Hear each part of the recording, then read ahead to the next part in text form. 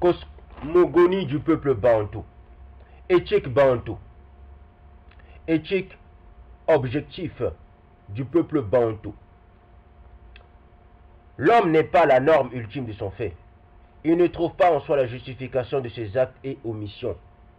Transcendant le libre arbitre de l'homme, il y a une force supérieure qui sait, qui apprécie, qui juge l'acte humain contre la décision et le fait du pouvoir humain suprême. Il est toujours un recours devant la puissance transcendante dont l'homme a reçu son pouvoir de justicier à charge d'en rendre compte. Lorsque l'aîné, le patriarche, le chef coutumier ont tranché,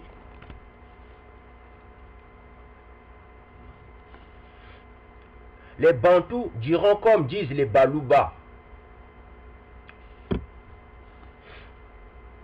I aye muni.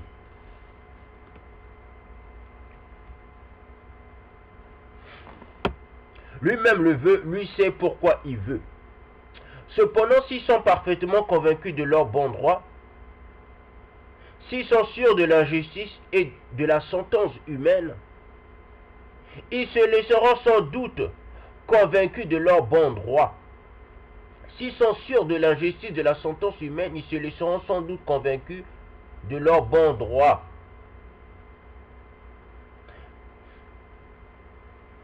Mais en protestant d'un recours devant le Créateur, maître de tous les humains,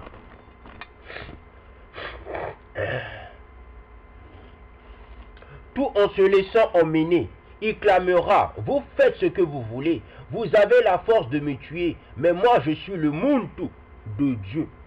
Ne Muntu, ya Vidje, Sankilouba. C'est lui qui nous jugera tous deux. Il ne vous est pas permis, homme puissant, de juger arbitrairement un homme qui n'est pas tant votre homme que l'homme de Dieu. Car ce n'est pas toi qui es le droit. Tu n'es que délégué et mandataire. Comme tous les primitifs. Les primitifs, pour ceux qui ne savent pas, ceux qui vont écouter cette vidéo, les primitifs, c'est la religion première du peuple bantou.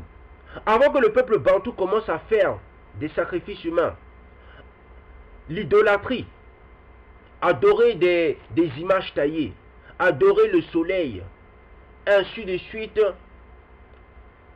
Quand les Européens sont venus en missionnaires, venus en jésuites, venus évangéliser le peuple bantou, venus mettre en esclavage le peuple bantou, ils se sont aperçus, le peuple bantou avait 6 religions ou 7 religions. La première religion, elle était appelée le Kimuntu. Le Kimuntu, c'est la religion du peuple bantou. Disons, c'est la spiritualité. Pourquoi? Parce que le peuple bantou ne connaît en aucun moment la religion avant que les Européens viennent en Afrique. Ils appelaient le Kimuntu, la première, leur spiritualité propre, ils appelaient ça le Kimuntu. C'était la religion primitive ou la spiritualité primitive. Et comme tous les semi-primitifs, c'est la deuxième religion. Parce que le peuple bantou, avant que le peuple bantou accepte les 6 religions ou les 7 religions, le peuple bantou adorait seulement l'être suprême. L'être suprême, pour les initiés, ils savent c'est quoi. Ceux qui ne savent pas cela, nous allons voir cela quand nous allons parler de la cosmogonie initiée. Vous allez voir pourquoi le peuple bantou est tombé dans l'idolâtrie. Parce que le peuple bantou connaissait les hiérarchies célestes. Il savait c'est qui sont les Melchisedec. Il savait ça sert à quoi un ange qui apporte de la joie. Il savait ça sert à quoi un ange qui a le discernement des esprits. Il savait ça sert à quoi un ange qui peut voir, les anges qui peuvent aller voir jusqu'à l'âme. Il savait c'était quoi ceux qui s'appellent les archanges. Ils savaient c'était quoi le monde des âmes. Ils savaient c'était quoi le monde spirituel. C'était comment était organisé le monde spirituel. Depuis que le monde existe, il n'y a jamais eu un peuple qui déteste se mélanger avec les autres. Parce que ce peuple-là vivait dans la communauté, il vivait dans des classes. C'était le peuple le plus qui aimait l'ordre. Le peuple bantou ne pouvait jamais vivre sans l'ordre.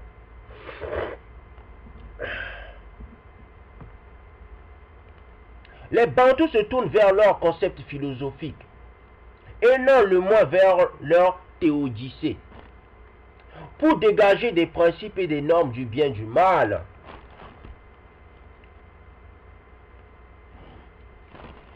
On n'en voit point qu'il soit évolué au point de vouloir prêter quelque chance de vie à ce mort-né. Rationaliste qu'est la morale laïque. Il semble cependant que ce soit le but de certains colonisateurs d'ouvrir à leurs pupilles l'accès à ce plan supérieur de la civilisation. Quand les Européens se sont aperçus, le peuple bantou avait une religion primitive. À l'origine, le peuple bantou était monothéiste. Ils adoraient seulement un seul Dieu. Qu'est-ce qu'ils ont fait? Ils sont partis aller voir les Bakongo. Les Bakongo, ce sont des scribes, ce sont les gardiens de la connaissance. Ils sont allés les voir. Les peu de Bakongo qui restaient. Parce que la majorité des Bakongo étaient devenus des idolâtres. Ils pratiquaient de la magie. Cette magie dont on appelle la franc-maçonnerie ou la sorcellerie, le vaudou, ainsi de suite. L'animiste, les mânes, adoraient des esprits. Vous voyez ça? Quand ils se sont aperçus, le peuple bantou connaissait le monothéiste. Ils sont allés prendre la doctrine spirituelle du peuple bantou. Ils ont levé plein de parties dans cette doctrine. Ils ont pris une petite partie de cette doctrine et ils ont ramené cela chez le roi ou chez le Mani Congo, et par la suite ils ont fait comprendre à nos ancêtres que c'était leur histoire à eux. Pourquoi notre ancêtre a accepté cette histoire? Parce qu'ils se reconnaissaient dedans. Et le peuple bantou, au lieu de lire bien les Écritures, de lire bien la Bible, ils ont pris cela, ils ont commencé à adorer des images, des statuettes. Parce que quand les Européens ont ramené la Bible, les Européens aussi leur ont fait comprendre, on adore Dieu avec les images taillées. Vous voyez? Or, aucune nation au monde, à l'origine, n'est plus monothéiste que le peuple bantou. Il est vrai que, pour beaucoup de coloniaux, il est reçu comme fait acquis que les Noirs n'ont qu'une vague idée de l'être suprême, qui sont convaincus que les créatures n'ont pas d'audience chez lui, que lui-même garde d'ailleurs ses distances et ne trompe jamais dans l'événement quotidien de l'existence humaine. Malgré ce préjugé, nous avons cru devoir prendre la peine d'interroger les Bantous sur ce point. En matière de vol, on dit généralement que le noir n'y voit pas le moindre mal, que pour lui, il s'agit seulement de ne pas se faire prendre. Le mensonge et la tromperie seraient, dit-on, aux yeux des Noirs, un signe de finesse d'esprit, à l'abri de toute appréciation morale. L'adultère ne serait pas pour eux une infraction à la morale, mais il suffit que celui qui s'y fait pincer accepte de payer l'indemnité.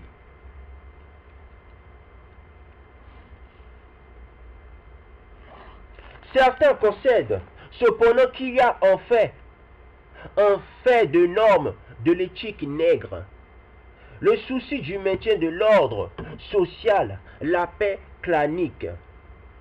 On pourrait observer ici que, suivant certaines opinions modernes, l'ordre social est constitutif d'une catégorie différente de celle de l'impératif moral. Mais il s'agit bien moins de savoir si nous reconnaissons dans le comportement indigène le contrôle et la fidélité à un faisceau de canons de morale, que de voir si eux-mêmes et de leur point de vue bantou possèdent une morale et en quoi elle consiste. Soulignons d'abord qu'il ne faudrait pas retenir des abus répétés comme valant usage. Ce n'est pas le comportement ordinaire des hommes qui s'excusent par des prétextes égoïstes de leur égard, qui peut constituer la norme orthodoxe d'une éthique. Or, il m'est arrivé des centaines de fois, devant des situations diverses, d'entendre les Bantous dire « Ibibi », c'est mal. Ce qui m'a frappé et longtemps étonné, c'est l'accent de conviction profonde avec lesquels ces deux petits mots étaient prononcés. Vraiment comme s'ils sentaient, plutôt qu'ils ne savaient, la distinction du bien et du mal. Ainsi peut-on entendre qu'ils, condamnant en principe et de toute la force de leur sagesse vitale, indestructible, l'influence destructrice de Moulouji.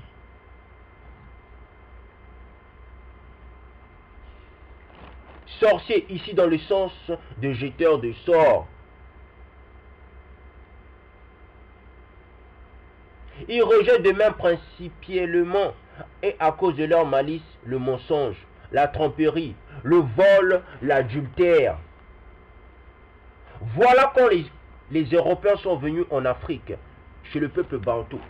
Ils se sont aperçus, ceux qui n'ont pas rejeté l'être suprême, Nzambi, ceux qui avaient la doctrine spirituelle du Kimuntu, ils n'aimaient pas le mensonge, ils n'aimaient pas le malin, ils n'aimaient pas la tromperie, le vol et l'adultère. Et les autres qui avaient rejeté l'être suprême, Nzambi, ils avaient accepté la tromperie, le vol, le mensonge, l'adultère. Ils condamnent de même, de leur point de vue bantou, divers usages pourtant fort répandus, tels que la polygamie, le mariage d'impubères et autres abus sexuels. Et en somme, ils connaissent et reconnaissent le décalogue, formulation de la loi naturelle. N'est-il pas ahurissant de songer que nos autorités prétendent chercher des motifs qui permettraient d'aller à l'encontre de ces abus? Et cependant, actuellement, nous voyons ces autorités prenant l'abus répété pour du droit coutumier sacré. Patronner les pires déviations de l'antique et saine coutume des Bantous. Les Européens, quand ils sont venus voir le peuple bantou, ils avaient compris que le peuple bantou était un peuple saint. Ils avaient des coutumes saintes. Des coutumes qui étaient reliées directement à l'être suprême.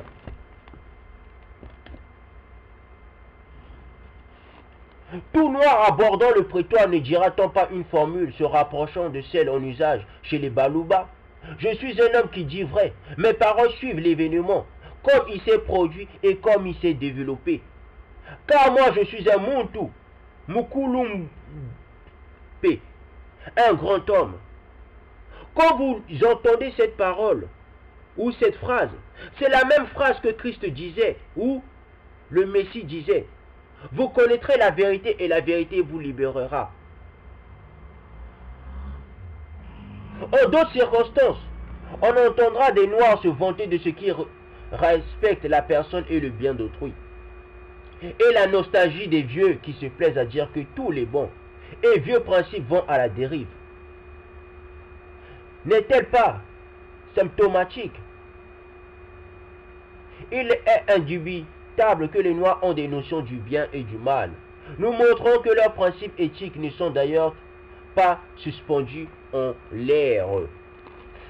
La base de la conscience du bien et du mal se rattache à la philosophie des Bantous.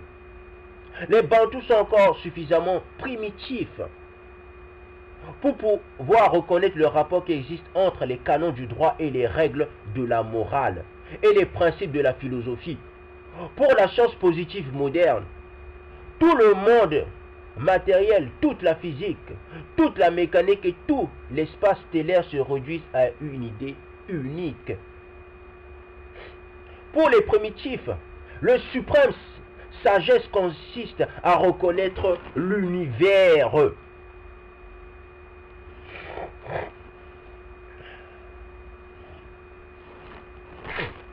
Dont il n'exclut pas sautement et a priori le monde spirituel. Vous voyez, les mêmes Européens qui sont venus voir le peuple bantou, ils se sont aperçus que le peuple bantou faisait de la métaphysique. Le peuple bantou faisait de la physique. Le peuple bantou faisait de l'hyperphysique. Le peuple bantou était une nation qui connaissait ce qui se passe dans le monde spirituel. Unité dans l'ordre des êtres.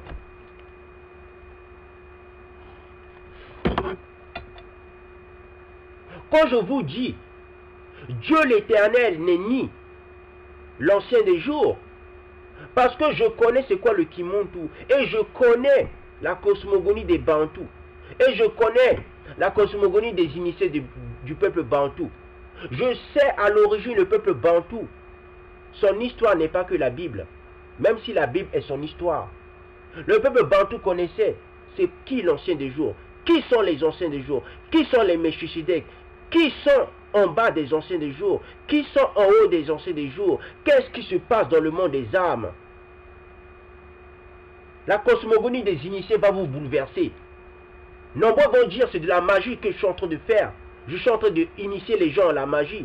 Mais ceux qui connaissent le Kimuntu, ils vont comprendre quand les Européens sont venus voir le peuple Bantou.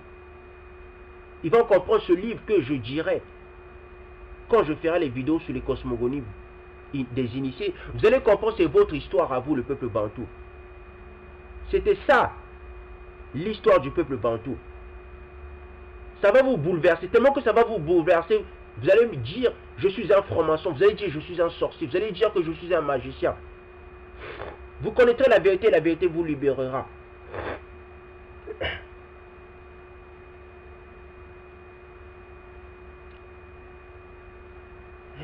Toute leur ontologie que l'on pourrait systématiser autour de l'idée fondamentale de la force vitale et des notions connexes d'accroissement, d'influence et de hiérarchie vitaux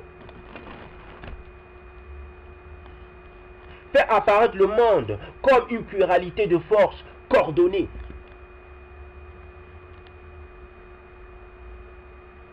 Voilà la puissance du peuple Bantou. Voilà qu'est-ce que les Européens ils se sont aperçus.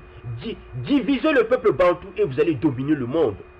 Européens, divisez le peuple Bantou, enlevez-lui sa communauté, enlevez-lui son livre primitif, vous lui enlevez tout. Enlevez-lui sa métaphysique, ça veut dire sa spiritualité du monde des âmes et sa spiritualité du monde des esprits. Enlevez-lui les deux choses et vous allez le dominer jusqu'à qu'ils ouvrent les yeux. Le Dieu est le possesseur, l'évocateur, le renforçateur et le consolateur de la vie. Son grand et saint don à l'homme est le don de la vie. Les autres créatures qui sont suivant la conception bantou des forces vitales inférieures ou supérieures n'existent dans le plan divin que dans le seul but de maintenir et d'accroître le don vital fait à l'homme.